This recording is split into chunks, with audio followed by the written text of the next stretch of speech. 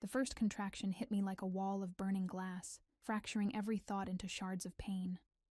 I bit down on the leather strap I'd fashioned from an old belt, tasting the salt of my own tears as they mixed with the metallic tang of blood in my mouth. Outside my small cabin, the autumn wind howled through the trees, a hollow, mournful sound that only amplified my isolation. "Breathe," I whispered to myself, my voice barely audible over the storm. "Just breathe, Elena."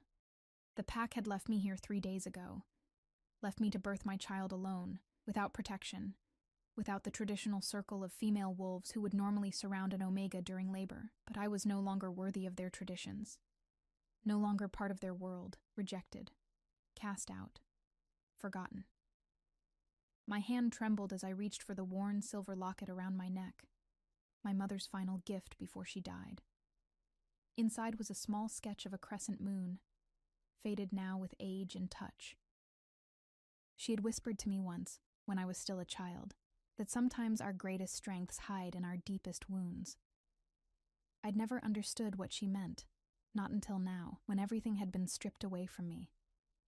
Another contraction ripped through me, and I clenched my teeth to keep from screaming. The cabin walls seemed to pulse with each wave of pain, the dim lantern light casting long, grotesque shadows that danced like demons across the rough-hewn floor. Then I heard it. A sound that wasn't the wind, wasn't my labored breathing. Footsteps, heavy and deliberate, approaching my door. The wolves had returned, but not to help me. They had come to make sure I died. I tried to rise, to find something to defend myself with. But my body betrayed me as another contraction hit. The door burst open, and cold air swept into the room, extinguishing my lantern and plunging the cabin into darkness. I could see only a massive silhouette against the stormy sky, broad shoulders, imposing height, the unmistakable presence of an alpha, but not my alpha, not from my pack. This was someone else entirely. The scent hit me then, pine and smoke and something wilder, something that made my wolf instincts both cower and awaken. The rival alpha of the Eastern Territories, the one they called the Shadow Walker, the one whose name was whispered with both fear and respect, Damien Nightshade. "They left you to die," he said, his voice low and rough, like stones dragged across velvet. Not a question, a statement of fact. I wanted to appear strong, to show no fear, but another contraction crashed through me, and I couldn't stop the whimper that escaped my lips. I hated my weakness in front of him, hated being seen this way. Vulnerable, broken, abandoned. "Leave me," I managed to gasp between breaths. "Just let me die with dignity." He stepped closer, and in the faint moonlight filtering through the windows, I could finally see his face, angular and severe, with eyes that gleamed like amber in the darkness. A long scar ran from his temple to his jaw, evidence of battles fought and won. His dark hair was damp from the rain, falling in untamed waves around his face. Dignity? Something flickered across his features. Anger, perhaps, though not directed at me. "There is no dignity in what they've done to you, little Omega." Before I could protest, he was kneeling beside me, his large hands expertly checking my pulse, my temperature. No alpha in my memory had ever touched an Omega with such clinical precision, such absence of disgust. In my pack, we were tolerated for breeding, for our rare ability to soothe the more volatile wolves during the blood moon, but never treated as equals, never touched without purpose. "The baby is coming," he said, his voice softer now but still commanding. "And you're too weak. You've lost blood." I turned my face away, shame burning through me hotter than the pain. "Then go. No one asked you to witness my failure." His hand caught my chin, turning my face back toward him. His touch wasn't gentle, but it wasn't cruel either. It was steadying, demanding my attention. "Is that what they told you?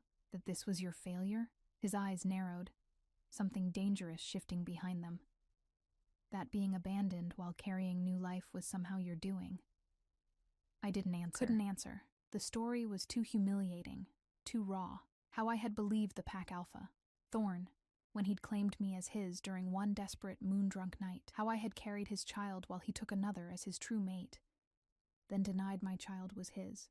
how the pack had turned against me when I refused to terminate the pregnancy, seeing me as a threat to the new alpha pair's bloodline. Another pain racked my body, and this time I couldn't hold back the scream. Something was wrong. The baby was positioned incorrectly.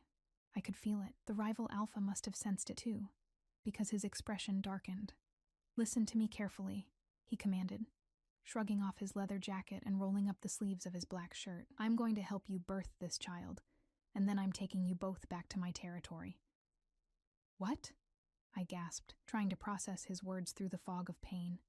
"You can't." "I already have," he cut me off. "The moment I crossed this threshold, I claimed you. By pack law, you're under my protection now. Why would you—" Another contraction stole my words. His eyes met mine, steady and unreadable, because no wolf deserves to be left to die like this, not even a rejected Omega from a rival pack. There was more to it than that. I could sense it in the way he positioned himself between me and the door, in the territorial growl that rumbled in his chest when the wind carried scents from my former packlands. But I had no time to question his motives. The baby was coming now, ready or not. The next hours blurred into a haze of pain and strange intimacy. The rival alpha never faltered, never showed disgust. He worked with methodical precision, heating water, tearing sheets for clean cloths, supporting my back when I needed to push. His hands, capable of violence I'd only heard whispered tales about, were shockingly gentle as they guided my child into the world. When the first cry pierced the cabin, strong, defiant, alive, something broke inside me. Not pain this time, but a flood of fierce, protective love, unlike anything I'd ever known. Damien placed the tiny, squirming bundle against my chest, and I looked down into the face of my daughter. She had wisps of fair hair, just like mine, but her eyes, when they briefly fluttered open, held a golden gleam that marked her as something special. "She's strong," Damien said, and I heard something unexpected in his voice. Not just approval, but wonder. Like her mother. I almost laughed through my tears. Strong. I was cast out, left to die. And yet here you are, still breathing, still fighting. His hand brushed back a strand of my pale hair that had stuck to my sweat-dampened forehead. It was such an intimate gesture that it startled me more than his earlier clinical touch. That's the only kind of strength that matters in this world. He stood then, moving toward the door and looking out into the night.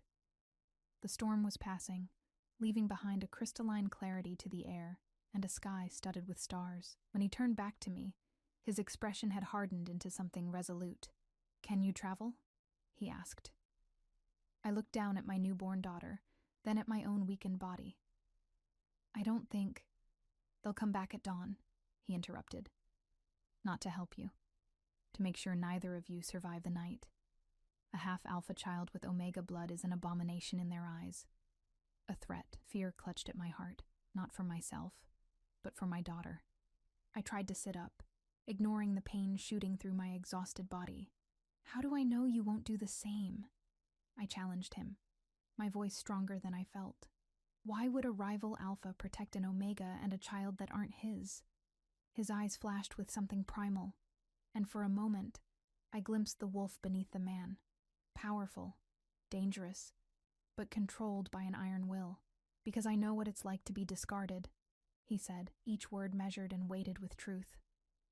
"And I protect what's mine. I'm not yours," I whispered. Even as something inside me, my Omega nature, perhaps, responded to his claim with a treacherous warmth. A smile ghosted across his lips, transforming his severe features for just a moment. "You are now. By the oldest laws of our kind, I found you abandoned. I helped birth your child. I claimed you both under the witness of the moon." He nodded toward the window, where moonlight now streamed in, bathing us all in silver. "Not even your former alpha can challenge that claim without risking war between our packs." War. The word hung between us, heavy with implications. What was I to him that he would risk so much? Before I could ask, he was moving again, gathering what few belongings I had worth taking. He wrapped my daughter and me in thick blankets, then lifted us both with unsettling ease. My pack is different from yours, he said as he carried us toward the door. Omegas are rare, valued, protected. I didn't believe him, couldn't believe him. In my experience, all alphas were the same, domineering, selfish, cruel when it suited them. But as he stepped out into the night with me cradled against his chest and my daughter tucked safely between us, I realized I had no choice but to trust him. At least for now. At least until I was strong enough to run, if running became necessary. The forest opened before us, dark and unknown, but somehow less terrifying than the cabin I was leaving behind. Damien moved with confidence, his stride never faltering despite his burden. My daughter slept peacefully, unaware of the momentous journey she was undertaking on her first night in the world. As we crossed the border between territories, I felt a strange sensation, like invisible threads snapping, old bonds breaking. My connection to my former pack, already weakened by rejection, dissolved completely. In its place was nothing. A void. Freedom, perhaps, but also a terrifying emptiness. Damien must have sensed my distress, because his arms tightened around me slightly. It passes, he murmured. The emptiness. It fills again, with new bonds, better ones. I wanted to ask how he knew, how he could possibly understand what it felt like to be cut off from everything familiar, even if that familiarity had been painful. But exhaustion claimed me before I could form the words, and I surrendered to it. My daughter's steady heartbeat against mine, the last thing I remembered before darkness took me. I awoke to unfamiliar scents. Cedar wood, sage, clean linens, and something else. Something unmistakably alpha, but not oppressive like in my former pack. This scent was protective, encompassing the room like a shield rather than a threat. Damien's scent. My eyes flew open. I was lying in a large bed with dark wooden posts reaching toward a high ceiling. Morning light filtered through heavy curtains, casting the spacious room in a warm amber glow. My body felt surprisingly painless. Sore, yes, but the sharp agony of labor had faded to a dull ache. Someone had cleaned me, dressed me in a soft nightgown I didn't recognize. Panic surged through me as I realized my daughter wasn't in my arms. I bolted upright, ignoring the protest of my muscles, searching frantically around the room. "She's here," came a female voice, gentle and reassuring. I turned toward the sound. A woman sat in a rocking chair near the window, cradling my daughter in her arms. She was older, with silver streaking her auburn hair, her face lined with experience rather than hardship. Her eyes, when they met mine, held no judgment, only a warm understanding that momentarily stunned me. "I'm Lydia," she said, rising carefully with my daughter, the pack healer. I instinctively reached for my child, and Lydia placed her in my arms without hesitation. My daughter was wrapped in a clean white blanket, her tiny face peaceful in sleep. I breathed in her scent, checking her over with trembling fingers, relief washing through me when I found her perfect and unharmed. "She's strong," Lydia said, smiling. "Took to feeding well when you were sleeping. Alpha Damien had me stay with her while you rested." I looked up sharply. "Where is he?" "Dealing with the fallout," Lydia replied, her expression growing serious. "Your former pack Alpha sent emissaries at dawn. They're demanding your return." Cold fear slithered down my spine. "They want to kill us." Lydia's eyes hardened, something fierce flashing in their depths. "No one is taking you or your daughter from this pack. Alpha Damien has made that abundantly clear." I found myself staring at her, searching for the disgust or pity I was accustomed to seeing in the faces of higher-ranking wolves. There was none. Only a matter-of-fact protectiveness that I couldn't comprehend. "Why?" I whispered, the question that had haunted me since the cabin. "Why would he risk war for us?" Lydia sat on the edge of the bed, her movements deliberately slow and non-threatening. "That's his story to tell, not mine. But I can tell you this. In the Eastern Pack, Omegas aren't viewed as they were in your old pack. Here, the Omega gift is honored, not exploited." My daughter stirred in my arms, her tiny fist escaping the blanket. Her nails were slightly pointed, a sign of her werewolf nature already manifesting. It would make her harder to hide among humans, would mark her as different even among our kind. I tucked her hand back into the warmth of the blanket. "What's her name?" Lydia asked. I hesitated. In my former pack, Omegas didn't name their children until they were accepted by the Alpha, a ceremony that often didn't happen for Omega offspring. Many didn't survive that long. I trailed off, shame heating my cheeks. She's yours, Lydia said firmly. You name her. I looked down at my daughter's face, at her fair wisps of hair, so like mine, at the determined set of her tiny jaw even in sleep. The name came to me then, rising from some deep place of knowing. Luna, I said softly. Her name is Luna. Lydia nodded approvingly. A powerful name. The moon goddess herself. A knock at the door interrupted us. Lydia rose and opened it, revealing Damien filling the doorframe. He looked different in daylight, no less intimidating, but more controlled, dressed in dark jeans and a charcoal Henley that did little to disguise the powerful build beneath. His eyes immediately found mine, then dropped to Luna in my arms. Something shifted in his expression, a softening so brief I might have imagined it. Leave us, he told Lydia, who nodded and slipped out with a reassuring smile in my direction. When we were alone, Damien remained by the door, as if giving me space. It was a consideration I hadn't expected. Your former Alpha sent his beta and 3 enforcers to my borders this morning, he said without preamble. They claim I've stolen what belongs to their pack. My arms tightened around Luna. We don't belong to them. They rejected us. I know. His voice was calm, but I could sense the anger simmering beneath. I sent them back with a message. You and your daughter are under my protection now. Any attempt to reclaim you will be considered an act of war. I swallowed hard, the weight of his words pressing on me. You shouldn't have done that. I'm not worth... Don't, he cut me off, a growl edging his voice. Don't finish that sentence. He crossed the room in 3 long strides, stopping at the foot of the bed. Their rejection of you says nothing about your worth and everything about their ignorance. I stared at him, this Alpha who spoke words I'd never heard from any other of his rank. You don't even know me. I know enough, he countered. I know you were willing to die bringing your child into this world rather than submit to their demands. I know you faced labor alone without breaking. And I know... He paused, something unreadable flashing across his features. I know what it means to be cast aside for being different. Luna stirred in my arms, letting out a small cry. Without thinking, I loosened the top of my nightgown to feed her. Only when she had latched on did I remember Damien's presence, and heat flooded my face. In my former pack, this natural act would never be performed in front of an Alpha. It would be considered presumptuous, improper. I glanced up, expecting disgust, or at least discomfort.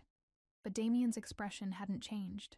If anything, there was a respect in his gaze that made me feel suddenly, strangely powerful.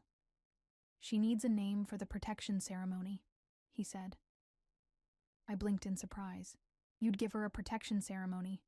But she's not. She's pack now, he stated firmly. Both of you are. Her name is Luna, I said, the words coming easier this time. Something like approval flickered in his eyes. A strong name. Fitting. He moved toward the window, looking out over what I assumed were his pack lands.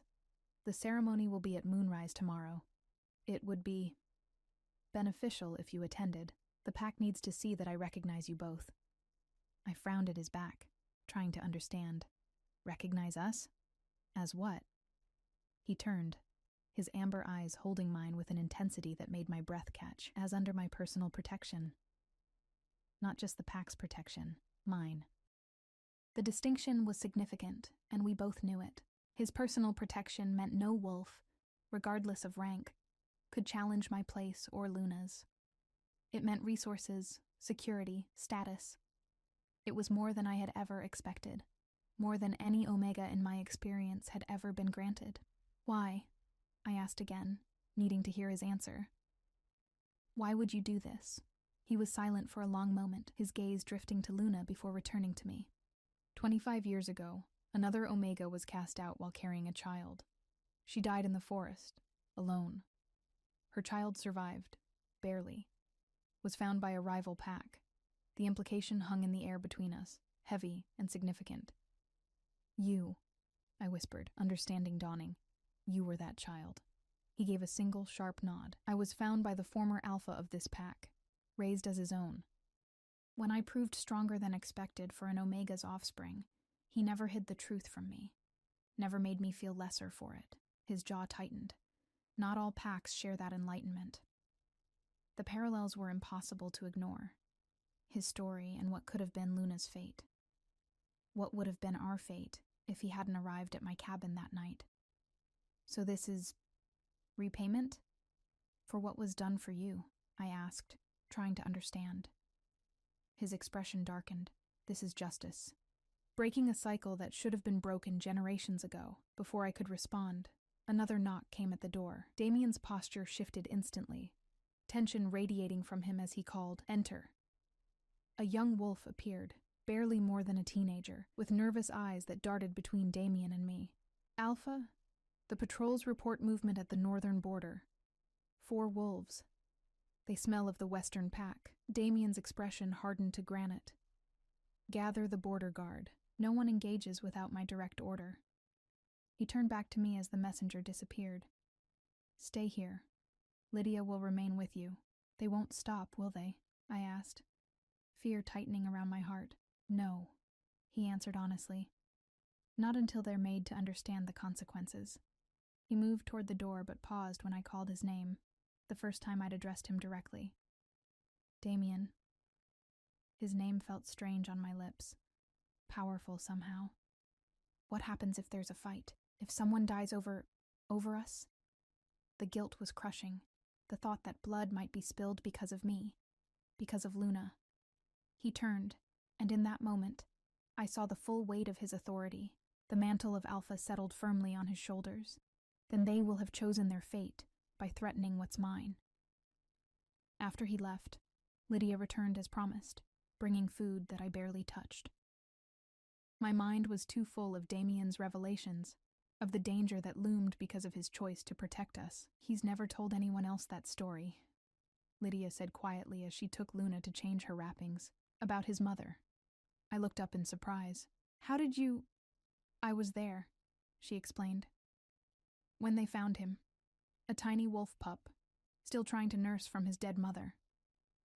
Her eyes clouded with the memory. I tried to save her, but she'd been gone too long. All I could do was keep him alive until we got him back to the pack. I watched as she tenderly cared for Luna, her experienced hands gentle and sure. "And no one ever resented him for being an outsider, an Omega's child?" Lydia looked up, something fierce in her expression. "Our former Alpha made it clear from the start. Damien was his chosen successor. Anyone who had a problem with that was welcome to challenge or leave." A small smile touched her lips. Few were brave enough to challenge. None survived who did. The implications of her words sank in slowly. "Damien isn't just strong for an Omega's child, is he?" I asked, pieces falling into place.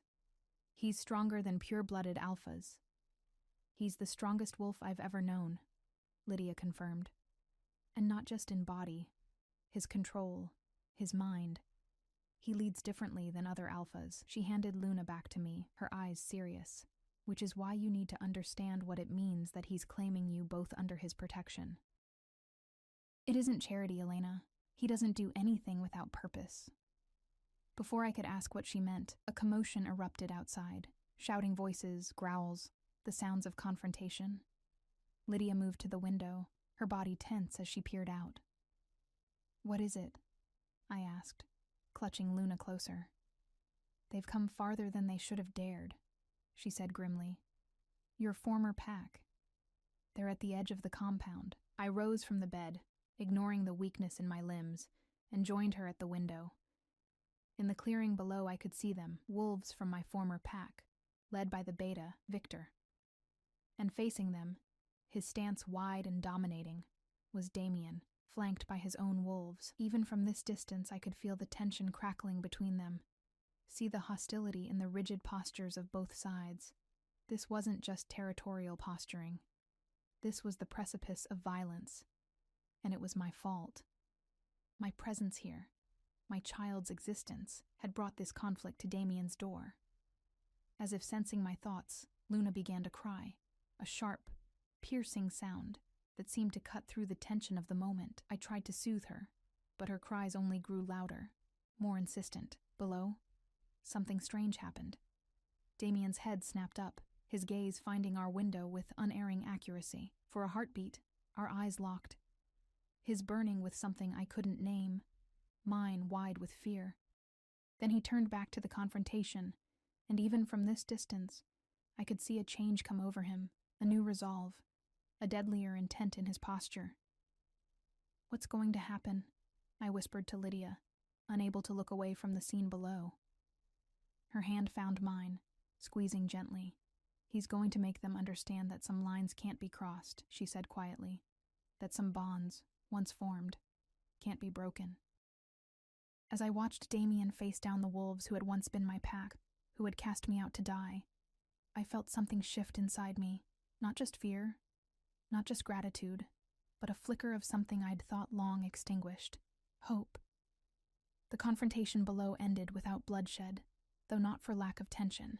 Damien's dominance had been absolute, a display of power that sent the Western pack wolves retreating with tucked tails and wary glances. I couldn't hear what had been said, but the message was clear. We were under his protection now, and he would not yield. Hours later, as twilight painted the sky in watercolor hues of purple and amber, a soft knock came at my door. When I called permission to enter, a young woman appeared, perhaps a few years younger than my 24 years, with kind eyes and a hesitant smile. "Alpha Damien asked me to bring you these," she said, placing a stack of clothing on a nearby chair. "For you and the little one. I'm Sophie. I'll be helping with whatever you need." I eyed the clothes with suspicion. In my former pack, any gifts came with steep expectations. "Thank you, but I don't need—" "It's not charity," Sophie interrupted gently, as if reading my thoughts. "Alpha Damien said to tell you that Omegas in our pack contribute in many ways. Once you're healed, you'll find your place." Her smile widened. "Besides, that nightgown isn't exactly suited for the protection ceremony tomorrow."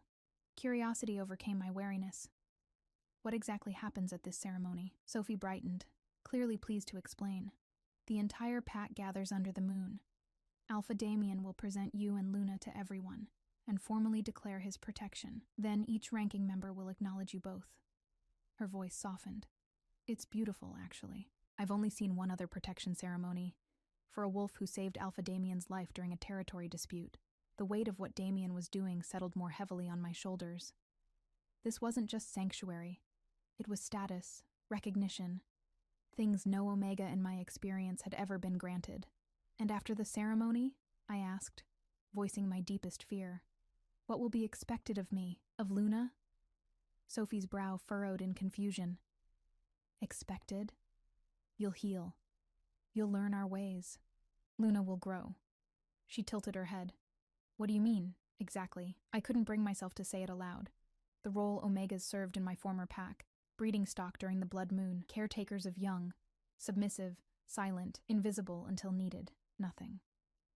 I murmured, turning away. "It doesn't matter." Sophie seemed to understand anyway, her expression softening with something that wasn't quite pity. "Elena, our pack isn't like that. Omegas here are valued for their gifts, their empathy, their ability to soothe tensions, their insight. Many serve as advisors, healers, teachers." She smiled. "One even runs our trading post in the human town. We don't use Omegas the way some packs do." I wanted to believe her. The ache to trust, to belong, was almost physical. A hollow space beneath my ribs that had been empty for so long. But experience had taught me harsh lessons about hope. "Thank you for the clothes," I said, instead of voicing my doubts. After Sophie left, I explored the room more fully. Luna cradled against my chest. The space was larger than any I'd been allocated in my former pack. A master bedroom with an attached bathroom featuring a deep tub I couldn't help but stare at longingly. The windows offered views of forest and mountains beyond, the territory of the Eastern Pack sprawling in all its autumn glory. I found myself drawn to a bookshelf built into one wall, surprised to discover volumes of poetry, history, even some human novels. In the Western Pack, such things were considered frivolous for all but the highest-ranking wolves. Certainly not for Omegas. I was running my fingers along the spines when the door opened without a knock. I tensed, turning quickly, only to find Damien standing in the doorway. His presence filled the room instantly, but not in the suffocating way I was accustomed to from alphas. His power was contained, controlled, a banked fire rather than a consuming blaze. "You should be resting," he said, his eyes moving from me to the bookshelf. "I've rested enough," I replied, unconsciously lifting my chin, and Luna is settled. His gaze shifted to my daughter, sleeping peacefully against my shoulder. Something flickered across his features, too quick to identify. "The books are yours to read," he said, nodding toward the shelf. "All of them." The gesture surprised me. "Thank you," I said quietly. He moved further into the room, and I noticed he carried something, a small wooden box, intricately carved with moon phases and forest scenes. "For the ceremony tomorrow," he explained, placing it on a table. "A gift for Luna." I approached cautiously, shifting Luna to one arm so I could open the box. Inside, nestled on dark velvet, was a silver pendant on a delicate chain, a crescent moon cradling a small star. "It's traditional," Damien continued, "when a child is welcomed into the pack." My fingers hovered over the pendant, not quite touching it. "It's beautiful," I admitted. Then, because I couldn't help myself, "Did you receive one? When you were found?" His expression tightened momentarily. "Yes. Though mine was contested by some." I closed the box gently. "And mine, Luna's, will also be contested. By some," he acknowledged. "Change doesn't come easily to our kind." "Then why risk it?" I asked, the question that had haunted me since the cabin. "Why disrupt your pack's peace for us?" He was silent for a long moment, his amber eyes studying me with an intensity that made me want to look away, but I held his gaze, needing to understand. "Because peace built on injustice isn't peace at all," he finally said. "It's just a prettier cage." The words resonated somewhere deep inside me, touching on truths I'd felt but never dared articulate. Before I could respond, Luna stirred against me, letting out a small whimper that quickly became a cry. Without thinking, I began to rock her, humming a soft lullaby my mother had once sung to me. To my surprise, Damien didn't leave or show irritation at the interruption. Instead, he watched with an almost studious interest as I soothed Luna. "You're good with her," he observed when her cries subsided. I smiled despite myself. "She makes it easy. She's strong. Like her mother." It was the second time he'd said those words, and something in his tone made me look up sharply. There was no mockery there, only a simple statement of what he perceived as fact. "You keep saying that," I said carefully, "but you don't know me." "I know enough," he replied, echoing his earlier words. Then, with a slight shift in tone, "The wolves who came today, they won't be the last. Your former alpha, Thorn, won't let this stand. Not because he values you or Luna, but because he can't allow a challenge to go unanswered." Fear curled cold fingers around my spine. "Then we should leave. Find somewhere else. Somewhere that won't bring conflict to your pack." Damien's expression darkened. "Is that what you want? To run?" "I want Luna to be safe," I answered honestly. "I want her to have a chance at a life better than mine has been." "And you?" he pressed. "What do you want for yourself, Elena?" The question stunned me. No one had ever asked what I wanted. Not in my entire life. Omegas weren't supposed to want. We were supposed to serve, to accept, to endure. "I don't know," I whispered, the truth of it aching in my chest. "I don't know how to want things for myself anymore." Something shifted in Damien's eyes. A flash of anger quickly controlled. "Then that's the first thing you'll learn here," he said, his voice low and fierce. "How to want, how to choose, how to claim what's yours." He moved toward the door but paused on the threshold. "Rest. Tomorrow will be challenging but necessary." His gaze held mine one last time. "No one will take you or Luna from this pack unless you choose to leave. I give you my word as Alpha." After he left, I stood motionless, his words echoing in my mind. How to want, how to choose, how to claim. Foreign concepts to an Omega like me, raised to believe my only value lay in submission. I looked down at Luna, her tiny face peaceful in sleep, and felt a fierce surge of protectiveness. For her, I would learn these things. For her, I would be brave. The night passed quietly, with Lydia checking on us periodically. By morning I felt stronger physically, though anxiety about the ceremony knotted my stomach. Sophie returned to help me prepare, bringing a basin of warm water and sweet-smelling soap. The entire pack will be there, she explained as she helped me dress in the clothes Damien had sent. Soft leggings and a flowing tunic in deep blue, with silver embroidery at the sleeves and neckline. The fabric was finer than anything I'd ever worn. The color richer than omegas were permitted in my former pack. "You look beautiful," Sophie said, when she'd finished braiding my fair hair with small silver beads worked into the plaits. I caught a glimpse of myself in the mirror, and barely recognized the woman staring back. Still thin from pregnancy and the ordeal that followed, but somehow transformed by the rich colors and careful styling. I looked significant, visible. Luna, too, had been dressed in a soft white gown, the silver pendant from Damien fastened carefully around her tiny neck. "It's time," Lydia announced from the doorway, her expression solemn. Sophie squeezed my hand encouragingly. "Just follow Alpha Damien's lead. He won't let anything happen to either of you." I nodded, gathering Luna close, and followed Lydia through corridors I hadn't yet seen. The pack house was larger than I'd imagined, a sprawling structure of stone and wood, with high ceilings and wide hallways. Nothing like the cramped quarters I was used to. We emerged into the fading daylight, where a path had been cleared through a gathering of wolves, at least 50, maybe more, their eyes all turning to watch our approach. Some expressions were curious, others wary, a few openly hostile. At the end of the path stood Damien, transformed from the man who had visited my room into something more formal, more intimidating. He wore black from head to toe, the only color a silver emblem over his heart, the same crescent moon and star that now hung around Luna's neck. His hair was pulled back, accentuating the severe planes of his face and the scar that marked his temple. Alpha. Every inch of him radiated the power of his position. Beside him stood an older man with silver hair and keen eyes. His beta, I assumed. And on his other side, a woman with dark skin and regal bearing who could only be his second. Lydia guided me forward, and the murmuring of the crowd fell silent as I approached. I kept my gaze fixed on Damien, drawing strength from the steady confidence in his amber eyes. When I reached him, he extended his hand. A simple gesture, but loaded with meaning, offering support, but leaving the choice to take it entirely mine. I hesitated only a moment before placing my hand in his. His fingers closed around mine, warm and strong, and I felt something shift in the air between us, a connection forming, tenuous but real. "Are you ready?" he asked quietly, for my ears alone. I looked out at the sea of unfamiliar faces, then down at Luna, peaceful despite the crowd. Finally, I met Damien's gaze again.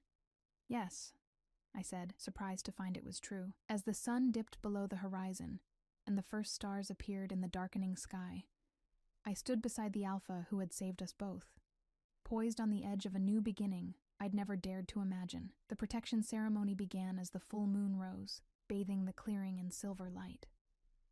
Damien's hand remained on the small of my back, a steady presence as he guided me to stand before his assembled pack.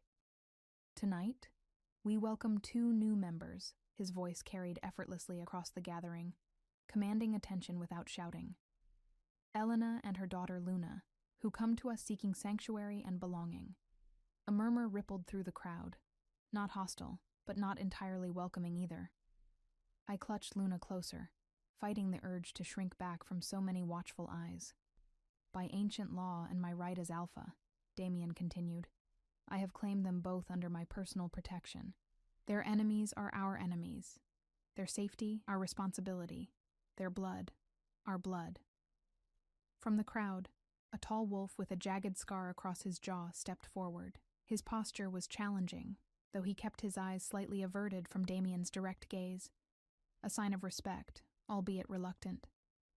"Alpha," he addressed Damien, his voice carrying the rough edge of someone more accustomed to his wolf form than human speech. "The Omega brings the threat of war with the Western Pack. For what gain? I tensed, waiting for anger, for the swift punishment such questioning would have earned in my former pack. Instead, Damien merely nodded, acknowledging the concern without rage. "A valid question, Ryder," he replied. "The gain is justice. The gain is standing by our principles. We have long believed that Omegas deserve better than the treatment they receive in packs like the Western. Now we demonstrate that belief with action, not just words." Another wolf stepped forward, an older female with steel-gray hair and evaluating eyes. "And the child? What is she?" The question hung in the air, loaded with implication. I fought the instinct to hide Luna from view, instead lifting my chin and meeting the woman's gaze directly. "She is mine," I said, my voice steadier than I'd expected. "Born of my body, nurtured by my heart, that is all that matters." Damien's hand pressed slightly firmer against my back, support, not restraint. "The child shows signs of alpha lineage," he stated matter-of-factly, "combined with Omega blood, a rare combination, with potential we can only imagine." His gaze swept the gathering. "Is that why the Western pack fears her? Is that why we should?" No one answered, though the tension in the air shifted perceptibly. "Luna will grow among us, protected and valued," Damien continued. "Her nature, whatever it may prove to be, is a gift, not a threat. Not to those who stand on the side of justice," his amber eyes intense in the moonlight. "Elena, do you freely accept the protection of this pack and pledge to honor its ways, to contribute to its strength, to stand with us against all threats?" I swallowed hard, aware of the weight of the moment. This wasn't just ceremony. It was binding, a new oath to replace the bonds that had been severed with my former pack. "I do," I said, my voice clear despite the emotion tightening my throat. "I accept your protection and pledge myself to this pack's welfare. Luna and I will honor your trust in us." Damien nodded once, satisfaction gleaming in his eyes, before turning back to the gathered wolves. "The ceremony of acceptance requires the acknowledgement of all ranking members," he announced. "Who among you accepts Elena and Luna into our pack, under my protection?" Lydia stepped forward immediately. "I, pack healer, accept them both." Her smile was warm, genuinely pleased. The silver-haired Beta was next. "I, Beta Julian, accept them." One by one, the ranking members came forward. The second, the lead enforcer, the head of hunting, the pack's ambassador to humans. Each stated their acceptance, some more enthusiastically than others, but none refused. I stood straighter with each acknowledgement, a foreign feeling blossoming in my chest: recognition, value, belonging. When the last ranking member had spoken, Damien raised his voice once more. "It is done. By moon and blood and pack law, Elena and Luna are now Eastern wolves, protected, respected, one of us." His gaze hardened as it swept over the assembly. "Let any who challenge this step forward now." Silence fell, absolute and tense. No one moved. "Then it is settled," Damien concluded. He turned to me, taking Luna gently from my arms, a gesture that startled me with its unexpectedness. He lifted her toward the moon, her tiny face illuminated in its glow. "Luna of the Eastern Pack," he declared, "daughter of Elena, under my protection until you are strong enough to stand alone." He lowered her carefully, placing a solemn kiss on her forehead, before returning her to my arms. "Welcome home, little wolf." The formality of the moment dissolved, as wolves came forward to greet us properly, some merely nodding acknowledgement, others offering genuine welcomes. Lydia remained close, a buffer between me and any who seemed too curious or intense. I noticed Damien watching from a slight distance, his expression unreadable as he observed the pack's reaction. Later, as the gathering transformed into a celebration with food and music around a massive bonfire, I found myself seated at a table of honor beside Damien. Luna slept peacefully in a small basket cushioned with soft blankets, undisturbed by the revelry around us. "You did well," Damien said, his voice low enough that only I could hear. "Many expected you to cower." "You proved them wrong." I glanced at him, surprised by the observation. "I've had practice hiding fear." Something darkened in his expression. "That's a skill you shouldn't need here." Before I could respond, Julian, his beta, approached our table. Despite his age, I guessed him to be in his 60s. He moved with the fluid grace of a dominant wolf, his silver hair gleaming in the firelight. Alpha, he addressed Damien before turning to me with a slight bow. Elena. May I join you? Damien nodded, and Julian took a seat across from us, his keen eyes studying me with interest rather than suspicion. I knew another Omega once. Many years ago, he said without preamble. She had the same quiet strength I sense in you, the same watchful eyes that see more than others realize. I tensed, uncertain how to respond to such direct personal observation. Julian was there when I was found, Damien explained. He knew my mother briefly before she was cast out, Julian finished. A terrible waste, a terrible shame. His gaze returned to me. History has a way of offering second chances, though. Opportunities to right old wrongs. Is that what I am? I asked, unable to keep a slight edge from my voice. An opportunity to correct a past mistake? Julian's eyebrows rose slightly, but I detected a glimmer of approval in his expression. No, young one. You are your own story, not a rewriting of another. He smiled, the expression warming his austere features. But perhaps your story can have a different ending. A commotion at the edge of the clearing interrupted our conversation. Heads turned as two wolves burst into the gathering, their expressions urgent as they made straight for Damien. Alpha, the taller one called, breathing hard. Western wolves, a hunting party of 8, crossing our borders. Damien was on his feet instantly, his relaxed demeanor vanishing. Where? Northern Ridge. They're making no attempt to hide their presence. Julian stood as well, his posture shifting to alert readiness. A challenge? Or a distraction? Damien said grimly. His eyes found mine. Stay here. Guards will remain with you and Luna. Fear clawed at my throat. Damien. I'll handle this. He cut me off, his tone brooking no argument. To Julian, he said, gather the defense squad. No one engages without my command. As they strode away, Lydia appeared at my side, her expression concerned but composed. Come, she said gently. Let's get you and Luna back to the safety of the main house. I followed without protest, carrying Luna's basket while 2 guards fell into step behind us. The celebration dissolved into organized movement, as wolves dispersed to defensive positions with practiced efficiency. Inside, Lydia guided me to a different room than before, one deeper within the house, with no windows and a heavy door, a safe room. Will there be fighting?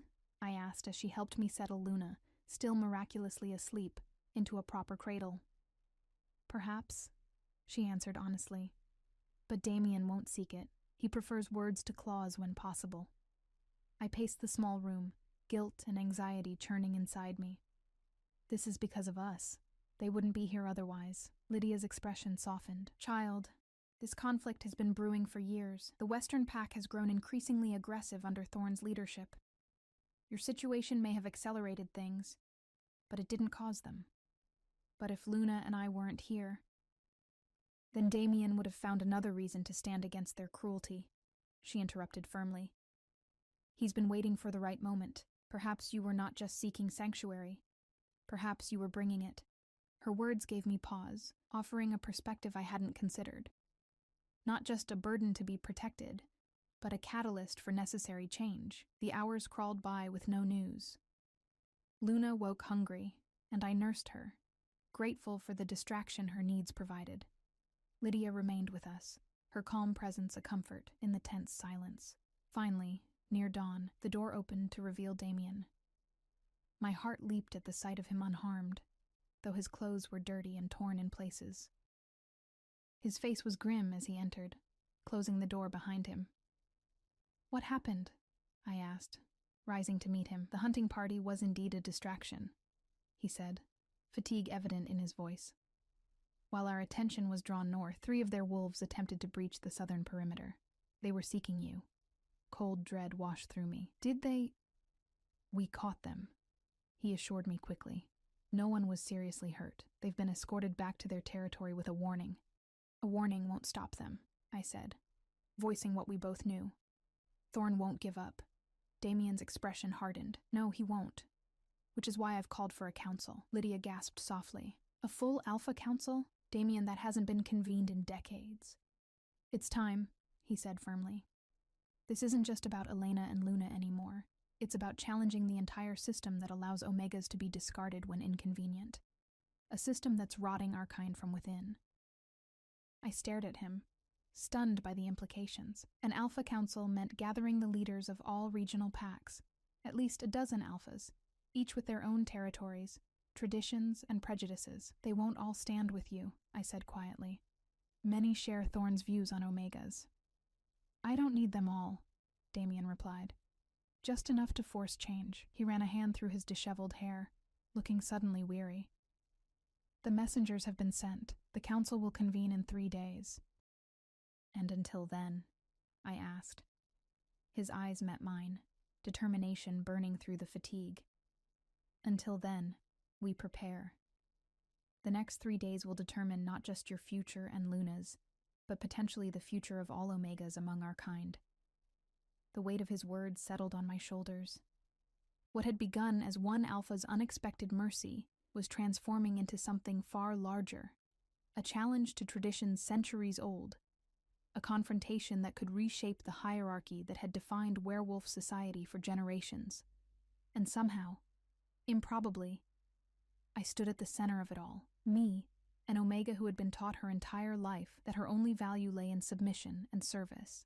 Me, who had been left to die bringing new life into the world. Luna stirred in her cradle, and I went to her, lifting her tiny form against my heart. Her eyes opened, still the cloudy blue of newborns, but with flecks of gold appearing around the edges. Neither fully alpha nor Omega, but something new. Something with potential neither pack had seen before. Rest, Damien said, his voice gentler. You're safe tonight. Tomorrow we start preparing you for the council. Preparing me? I echoed. I don't understand. He held my gaze steadily. They need to hear your voice, Elena. Your story. The council must see what I saw in that cabin. An Omega with the heart of an alpha, with courage that puts many dominant wolves to shame. His words stole my breath, not just for their unexpected praise, but for what they asked of me. To speak before a gathering of the most powerful wolves in the region. To challenge the very system that had shaped my existence. I don't know if I can, I whispered. Damien stepped closer, close enough that I could see the flecks of deeper gold in his amber eyes. You can, he said simply. And you will. Because Luna deserves a world better than the one that rejected her mother.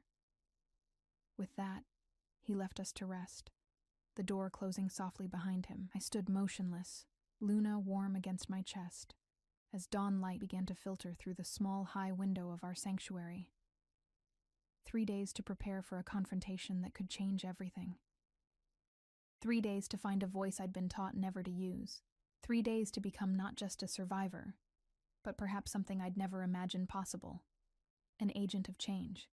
The 3 days before the council passed in a blur of preparation. I spent hours with Damien and Julian, learning pack histories, understanding the complex politics between territories, and most importantly, finding my voice. Tell me again, Damien urged during our final session, pacing the study where we had spent so many hours. Tell me what happened when you told Thorn about the pregnancy. I swallowed hard, cradling Luna against my shoulder. She was growing stronger daily, more alert, her eyes increasingly flecked with gold. I went to him privately, I began, the memory still raw despite my attempts to detach from it. As tradition dictated, he had already taken his true mate by then, Serena, the daughter of a neighboring alpha. The match strengthened his position, brought new alliances. I paused, gathering myself. When I told him I carried his child, he denied it was possible. Said I must have lain with another wolf. Julian, seated nearby, made a disgusted sound. Convenient for him. I nodded. When I insisted the child was his, that there had been no one else, he offered me a choice. Terminate the pregnancy or leave the pack. Damien stopped pacing, his expression dark. And when you refused to terminate? He gave me until the full moon to change my mind. When I didn't, his enforcers escorted me to the border. I was told if I returned, they would consider it a hostile act. My voice remained steady, though the pain of the memory still cut deep. I found the abandoned cabin 2 days later. It became my shelter. Damien's eyes held mine. And no one from your pack sought you out? No one checked on you, even knowing you were pregnant and alone? One did, I admitted. My childhood friend, Oliver. He brought supplies when he could, though it risked punishment. He stopped coming about a month before Luna was born. I don't know if he was caught or simply decided the risk was too great. And this is the pack that now demands your return, Julian said, shaking his head. The audacity is breathtaking. They don't want me, I corrected him. They want Luna. A half-alpha child is valuable, regardless of how they feel about me. Damien's jaw tightened. They'll get neither of you. The intensity in his voice stirred something in me. A warmth that had been growing steadily over these past days. I'd tried to ignore it, to focus solely on preparation for the council. But it persisted. This strange connection between us. You've made remarkable progress, Julian observed, changing the subject. The council will listen to you, Elena. Your story carries power. If they allow me to speak at all, I countered. Omegas have no voice in council matters. That's law. Damien's eyes flashed. Laws can be challenged. Laws can change. And you're willing to risk your position as alpha to change them, for us? The question had been building in me for days, demanding answer. His gaze never wavered. For a better future for all our kind. Luna is just the beginning, a symbol of what could be if we move beyond old prejudices. Before I could respond, a knock came at the study door. Lydia entered, her expression grave. They're arriving, she announced. The first alphas are crossing our borders now. Damien nodded, his posture straightening almost imperceptibly as he assumed the full mantle of his authority. Prepare the great hall. Julian, escort our guests to their quarters. As they left to make arrangements, I remained in the study, a flutter of anxiety building in my chest. Damien paused at the door, looking back at me. Remember, he said quietly, you are under my protection. No wolf can touch you or Luna without answering to me. The words were meant to reassure, but they highlighted the precariousness of our position. If Damien fell, if his challenge failed, our protection would vanish with him. I won't let you stand alone, I said impulsively. Whatever happens in that council, you won't face it alone. Something shifted in his expression. Surprise, followed by a warmth I'd rarely seen there. That works both ways, little Omega. The great hall of the pack house had been transformed by nightfall. A massive circular table dominated the space, with 13 chairs arranged around it, one for each alpha. Behind them, smaller seats accommodated betas and other high-ranking pack members who would observe but not participate directly. I watched from a side chamber as the alphas arrived, each with their entourage, each radiating power in their unique way.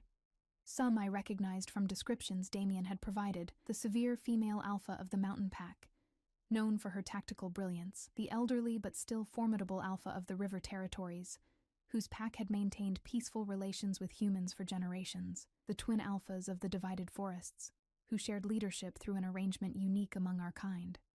And then, like a shadow falling across the room, Thorn entered, my former alpha, the father of my child.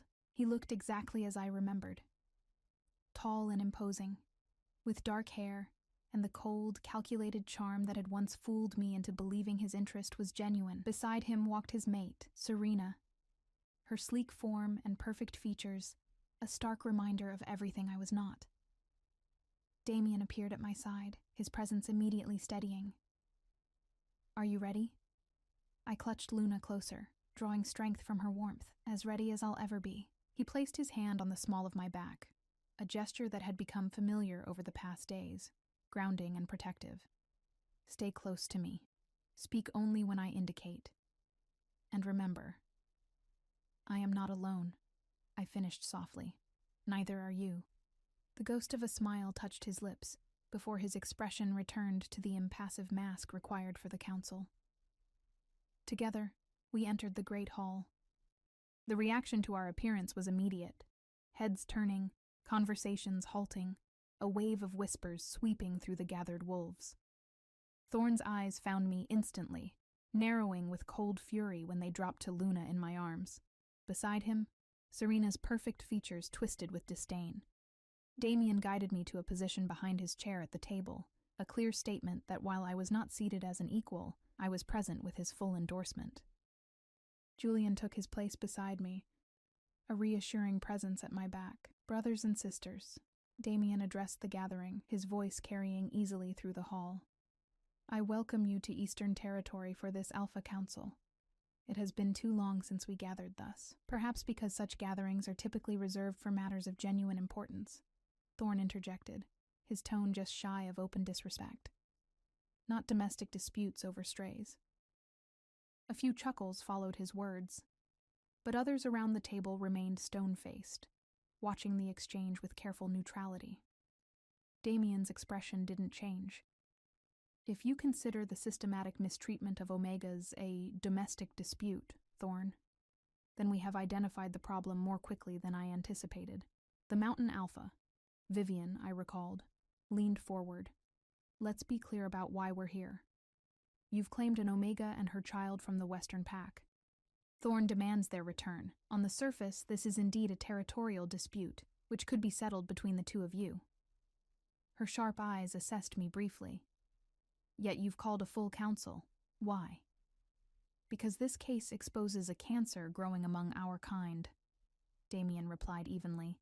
A belief that Omegas are property to be discarded when inconvenient, that they have no rights beyond what Alphas deign to grant them. His gaze swept the table. I believe this thinking weakens us all and must be challenged. Murmurs rippled through the hall, some supportive, others clearly opposed. Pretty words, Thorn said dismissively. But pack law is clear. The Omega belongs to the pack of her birth unless formally released or claimed through proper channels.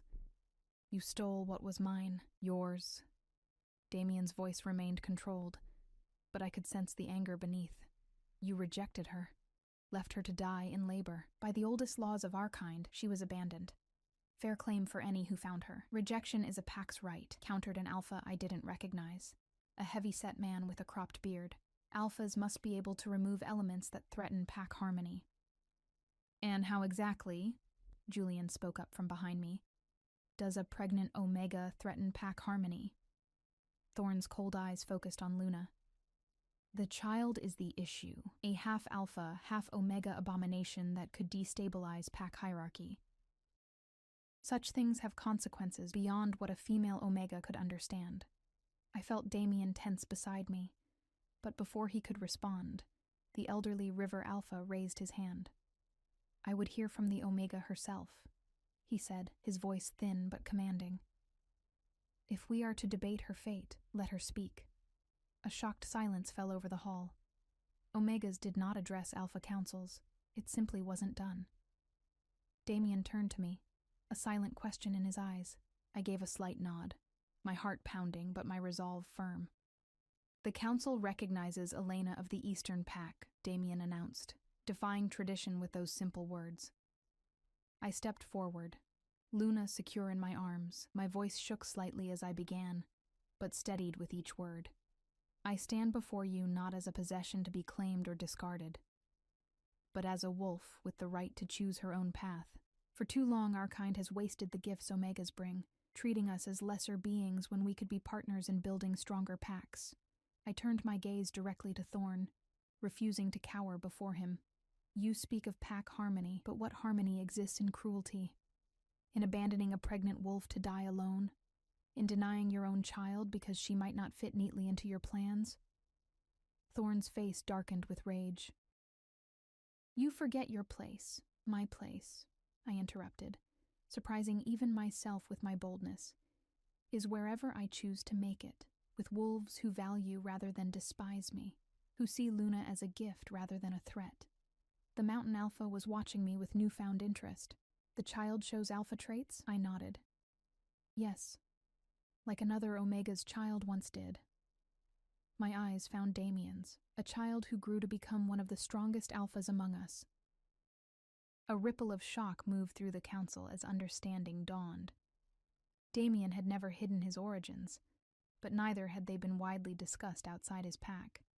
Impossible, Thorn scoffed. No Omega's offspring could— I am living proof that you are wrong. Damien cut him off, rising to stand beside me. My mother was an Omega, cast out while carrying me. She died so that I might live. A sacrifice no wolf should have to make. His hand found mine, our fingers intertwining in full view of the council. Elena and Luna came to us nearly broken, but with spirits undefeated. They have earned their place among the Eastern Pack. They have earned the right to choose their own destiny. The twin alphas exchanged glances before one of them spoke. What exactly are you proposing, Damien? That we overthrow centuries of pack law regarding Omegas? I propose we evolve, Damien answered. That we recognize Omegas as full members of our society, with the right to choose their pack affiliations, to raise their children, to contribute according to their abilities rather than arbitrary designations. Madness, Thorn snarled. Next you'll suggest they lead packs. Why not? The Mountain Alpha mused, surprising everyone. If they prove capable, our traditions have wisdom, but also blind spots. Perhaps it's time we examined them more critically. Debate erupted around the table. Heated arguments, thoughtful questions, centuries of tradition clashing with the possibility of change. Through it all, Damien's hand remained firmly clasped with mine, a united front before the storm of opposition and support swirling around us. Hours passed. Luna, miraculously, remained calm throughout, as if somehow understanding the importance of this moment to her future. When she finally began to fuss, I prepared to withdraw. But Damien shook his head. Stay, he said quietly. Let them see what they're truly deciding upon. A mother and child, not abstract principles, so I remained, nursing Luna quietly when she needed it, facing the stares and whispers with a dignity I'd never known I possessed. Finally, as night deepened toward dawn, the elderly River Alpha called for resolution. We have heard enough, he declared. The matter before us has expanded beyond a simple territorial dispute to questions that touch the very foundation of our society. His rheumy eyes scanned the gathered alphas. I propose a vote, not to settle the specific case of Elena and her child that has already been decided by Alpha Damien's claim, but rather to establish new principles regarding the treatment of Omegas throughout all territories. One by one, the alphas voted. Some, like Thorn, vehemently opposed any change. Others supported limited reforms. A few, more than I had dared hope, stood fully with Damien's vision. When the final count was made, the council stood divided, but with a clear majority. 8 alphas for reform, 5 against. Not unanimous, but enough. It is decided, the River Alpha announced. Each pack will implement these changes according to their own customs, but the principle is established. Omegas are to be recognized as full pack members with rights of choice and protection under law. Any alpha who continues practices of abandonment or forced breeding will answer to this council. His gaze rested briefly on Thorn, whose face had darkened to a dangerous shade. The specific case of Elena and Luna is confirmed as settled. They belong to the Eastern Pack by right of claim and choice. The formality of the announcement couldn't mask the monumental nature of what had just occurred. Centuries of hierarchy had been challenged. The first steps toward genuine change had been taken. As the council disbanded, Thorn approached us, his rage barely contained. "This isn't over," he warned, his voice low enough that only Damien and I could hear. "The Western Pack will never accept these reforms." Damien's posture shifted subtly, placing himself more fully between Thorn and me. "Then the Western Pack will find itself increasingly isolated. The world is changing, Thorn. Adapt or be left behind." Thorn's eyes found mine one last time, cold hatred in their depths. "You'll regret this rebellion, Omega. Both of you will." With that, he turned and stalked away, his entourage following quickly. "He'll cause trouble," I murmured as we watched him leave. "Undoubtedly," Damien agreed, "but not today. Today we've won something precious." He looked down at Luna, then back to me. A chance for a different future. The council departure took hours, each alpha leaving with their retinue according to strict protocols of precedence. By mid-morning, only the Eastern Pack remained, a sense of weary triumph settling over us all. Julian approached, satisfaction evident in his lined face. "Well fought," he told Damien before turning to me with a small bow. "And well spoken, Elena. You honor your daughter with your courage." After he left us, Damien guided me through the great hall's side door into a small garden I hadn't seen before. A peaceful sanctuary of stone paths and autumn flowers sheltered from the wind by high walls. "My mother's garden," he explained as I looked around in wonder. Or so I'm told. The former Alpha created it in her memory. I settled on a bench, adjusting Luna in my arms. She was sleeping again, peaceful despite the momentous changes that had just reshaped her future. "What happens now?" I asked, voicing the question that had hovered at the edges of my mind throughout the council. Damien sat beside me, close enough that I could feel the warmth radiating from him, yet still maintaining a careful space between us. "Now," he said thoughtfully, "we begin the real work. Changing laws is one thing, changing hearts and minds is quite another." "There will be resistance," I observed. "Not just from Thorn." "Yes." He didn't sugarcoat the challenges ahead. "But there will also be support, more than either of us might have expected." Change was already brewing. We simply brought it to the surface. We sat in companionable silence for a moment, the garden peaceful around us, the morning sun warm on our faces. "You asked me once why I risked so much for you and Luna," Damien said finally, his voice softer than I'd ever heard it. "I gave you reasons of justice, of righting historical wrongs. Those were true, but incomplete." I turned to him, curious. What was the complete reason? His amber eyes met mine, something vulnerable visible in their depths for the first time. "From the moment I found you in that cabin, fighting to bring Luna into the world despite everything stacked against you, I recognized something in you that called to me, a spirit that refused to be broken, a heart that remained capable of love despite cruelty." His hand found mine again, our fingers intertwining as naturally as breathing. "Wolves like us, who have known rejection, who have survived abandonment, we recognize each other. We belong together." My heart stuttered at his words, at the naked truth in his eyes. "As pack?" I asked, needing to be certain of his meaning. A smile touched his lips, not the ghost of one I'd glimpsed before, but full and genuine, transforming his severe features. "As pack, yes, but also, if you choose it, as more." His free hand gently touched Luna's sleeping head. "You've had too many choices taken from you. This one must be truly yours, made in freedom, not gratitude or necessity." Tears pricked at my eyes, not of sadness or fear, but of something I hadn't felt in so long I barely recognized it. Hope. Possibility. A future not dictated by rigid hierarchy and ancient prejudice, but one I could help shape. "I don't know what to say," I admitted. "You don't need to say anything yet," he assured me. "We have time. For the first time, perhaps, we both have the luxury of choice." Luna stirred in my arms, her tiny face turning toward Damien as if sensing his presence. When her eyes fluttered open, the golden flecks seemed brighter, more defined against the newborn blue. "She knows you," I said softly, watching as her small hand reached toward him. Without hesitation, Damien offered his finger, which Luna grasped with surprising strength.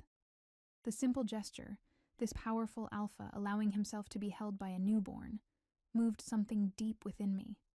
"She's extraordinary," Damien murmured, watching Luna with undisguised wonder. "Like her mother." In that moment, surrounded by the garden created for another Omega who had never lived to see her child grow, I made a silent promise to my daughter. She would know a different world than I had known. She would grow strong in her unique nature, neither defined by her alpha traits nor limited by her Omega heritage. She would have choices I had never dreamed possible. And perhaps, I thought as I looked at Damien, at the strength and gentleness united in him, at the vision he fought for despite overwhelming odds, perhaps we would build that world together. Not as Alpha and Omega bound by ancient hierarchy, but as equals united by something more powerful: respect, understanding, and the beginning glimmers of love. The garden around us blazed with autumn colors, the dying year preparing for winter's sleep. But for us, For Luna. For Damien. For me. This ending was merely a beginning. A new season. Full of possibility and promise. For the first time in my life, I looked toward the future not with fear,